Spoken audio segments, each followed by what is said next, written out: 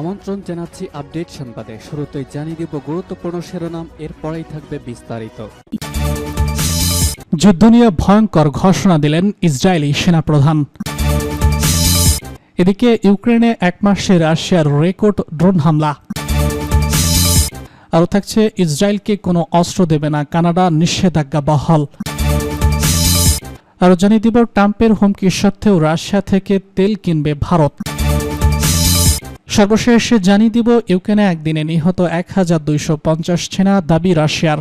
শুনছিলেন সংবাদ শিরোনাম, এখন বিস্তারিত। তার আগে অনুরোধ থাকবে ভিডিওতে একটি লাইক দিন এবং কমেন্টস করে জানিয়ে দিন কোন জেলা থেকে বা কোথা থেকে আমাদের সঙ্গে যুক্ত রয়েছেন। যুদ্ধ নিয়ে ভয়ঙ্কর ঘোষণা দিলেন ইসরায়েলি সেনাপ্রধান। ইসরায়েলি সেনাবাহিনীর প্রধান হুঁশিয়ারি করে বলেছেন, গাজায় হামাসের হাতে জিম্মি থাকা বন্দীদের মুক্তি না দেওয়া পর্যন্ত যুদ্ধ থামবে না। তিনি হুমকি দিয়ে বলেছেন, অবরুদ্ধ উপত্যকায় আটক বন্দীদের মুক্তি নিশ্চিত করতে আলোচনা ব্যর্থ হলে গাজায় যুদ্ধ অব্যাহত থাকবে। শনিবার 2 আগস্ট আল জাজিরার প্রতিবেদনে বলা হয়, ইসরায়েলি সেনাবাহিনী জানিয়েছে গাজায় 50 জন বন্দী রয়ে গেছে, যার মধ্যে মাত্র 22 জন জীবিত আছে বলে মনে করা হচ্ছে। ইসরায়েলি সেনাবাহিনীর এক বিবৃতিতে সেনাপ্রধান ইয়াল জামিন বলেছেন, আমি অনুমান করি যে আগামী দিনে আমরা জানতে পারবো আমরা আমাদের জিম্মিদের মুক্তির জন্য একটি চুক্তিতে পৌঁছাতে পারছি কিনা। যদি না হয় তাহলে যুদ্ধ অব্যাহত থাকবে। এদিকে ইসরায়েলের প্রতিরক্ষা মন্ত্রী দাবি করেছেন, বেইত হানুনে হামাস সদস্যরা আত্মসমর্পণ করেছে। এর প্রমাণস্বরূপ ইসরায়েলের প্রতিরক্ষা মন্ত্রী ইসমাইল কার্টোজ একটি ভিডিও শেয়ার করেছেন। দৃশ্যত আকাশ থেকে চলা ছবিতে দেখা যায় ধ্বংসস্তূপ বিশিষ্ট এলাকা থেকে 3 ব্যক্তি বেরিয়ে এসে হাঁটু গেড়ে বসে হাত উপরে তুলে ধরেন। এক্স ভিডিওর সঙ্গে শেয়ার করা এক পৃথক ছবিতে দেখা যাচ্ছে 3 জন নিরস্ত্র পুরুষের একটি দল কেবল অন্তর্বাস পরা। শনিবার ইসরায়েলি বাহিনী উপত্যকা জুড়ে একের পর এক আক্রমণ চালিয়ে যাওয়ার সময় তার দাবিটি স্পষ্ট করা হয়। এই দিন ত্রাণকেন্দ্র সহ বিভিন্ন স্থানে ইসরায়েলি হামলায় অন্তত 24 জন নিহত হয়েছে। পরে প্রকৃত সংখ্যা আরও বেশি, কারণ দিনের সব হিসাব এখনও সমন্বয় করার কাজ শেষ করতে পারেনি বলে গাজার স্বাস্থ্য মন্ত্রণালয় জানিয়েছে। ইউক্রেনে এক মাসে রাশিয়ার রেকর্ড ড্রোন হামলা।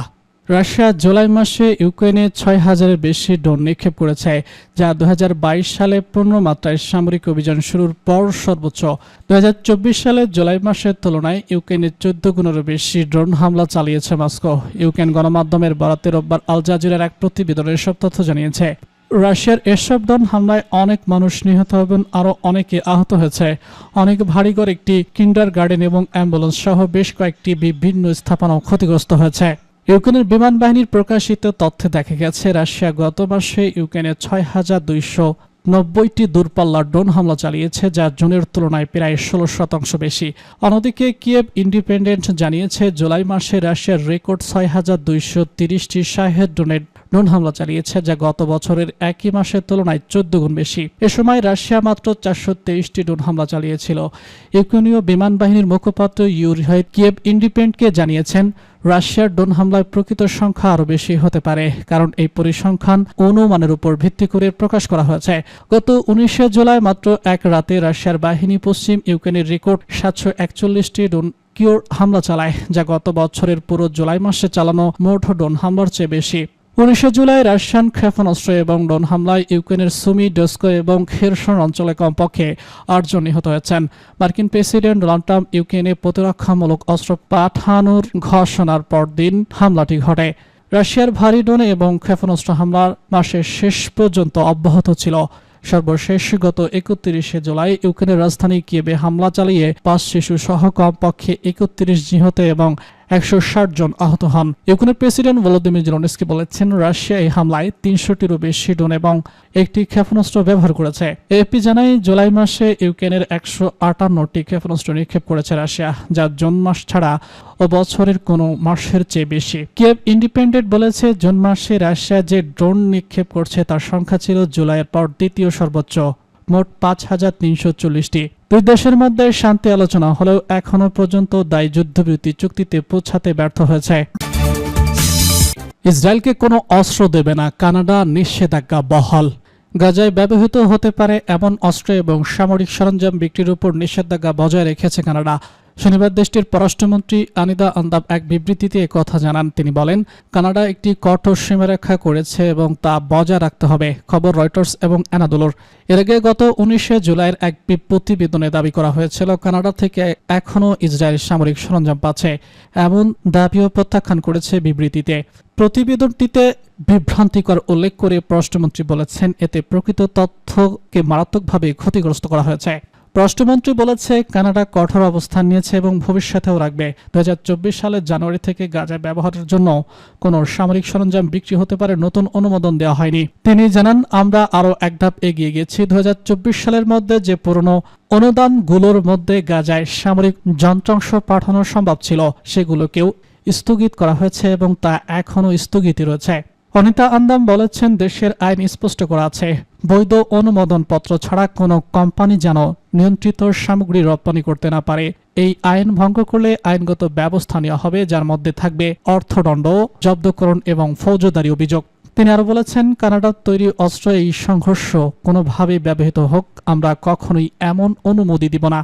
কানাডার পররাষ্ট্রমন্ত্রী জানান, কানাডিয়ান কোনো প্রস্তুতকারক 2024 সালে অনুমোদন স্থগিত করার পর থেকে সরাসরি বা পরোক্ষভাবে ইসরায়েল কোনো মার্টার পাঠায়নি। জুলাইয়ের ওই প্রতিবেদনে 4টি এনজিও ওয়ার্ল্ড রিয়ান্ট এর financial document Canadian for justice and piece the association গবেষণা করে দাবি করে, ইসরায়েলের ট্যাক অথরিটির ডাটা থেকে দেখা গেছে কানাডা থেকে এখনো কিছু সামগ্রিক মিলিটারি ওপেন ফোর্স এবং অনুমিশন হিসেবে সেখানে প্রবেশ করছে।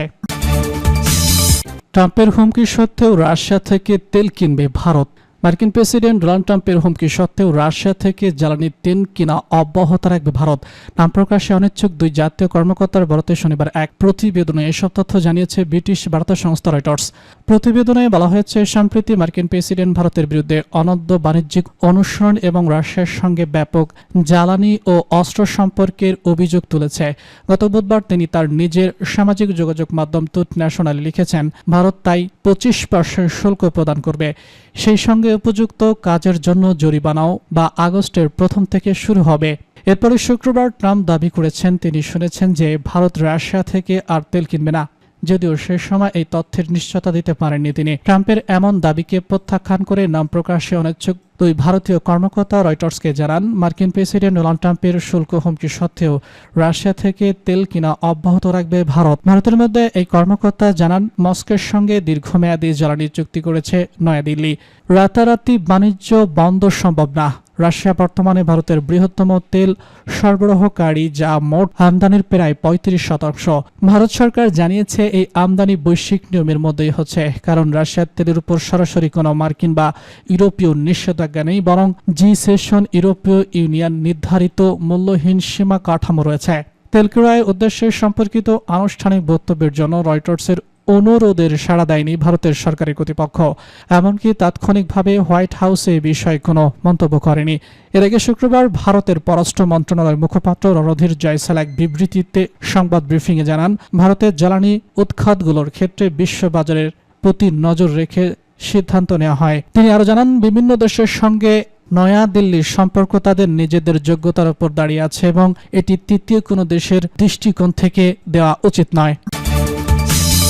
ইউক্রেনে একদিনে নিহত 1250 সেনা, দাবি রাশিয়ার। ইউক্রেনের চলমান যুদ্ধ মাত্র একদিনে দেশটির 1250 সেনা নিহত হয়েছে বলে দাবি করেছে রাশিয়ার প্রতিরক্ষা মন্ত্রণালয়। রোববার মস্কো থেকে প্রকাশিত এক বিবৃতিতে এই তথ্য জানানো হয়। রুশ প্রতিরক্ষা মন্ত্রণালয় ভবিষ্যৎ মতে ইউক্রেনের বিভিন্ন যুদ্ধ অঞ্চলে দায়িত্বপ্রাপ্ত রাশিয়ান বাহিনী গত 24 ঘন্টা একযোগে অভিযান চালিয়ে ইউক্রেন বাহিনীকে গুরুতর ক্ষতির মুখে ফেলে।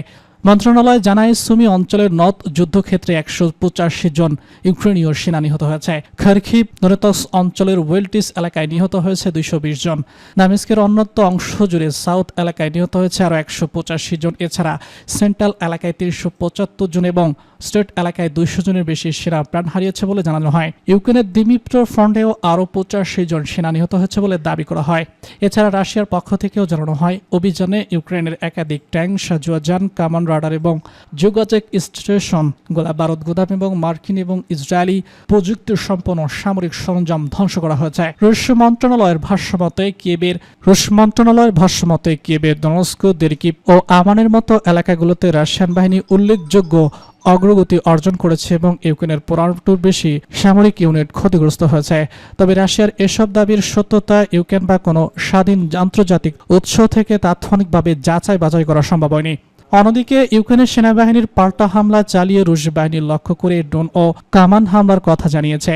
তবে উভয় পক্ষই একে অপরের বিরুদ্ধে অতিরিক্ত ক্ষয়ক্ষতির অভিযোগ করলেও নিরপেক্ষভাবে তা যাচাই করা যাচ্ছে না। উল্লেখ্য, ইউক্রেনে রাশিয়ার সামরিক অভিযান শুরু হয় 2022 সালের ফেব্রুয়ারিতে। 2 বছরের বেশি সময় ধরে চলমান এই যুদ্ধে উভয় পক্ষে ব্যাপক প্রাণহানি এবং সামরিক ক্ষয়ক্ষতি হয়েছে। এখনও যুদ্ধ থামার কোনো লক্ষণ দেখা যাচ্ছে না।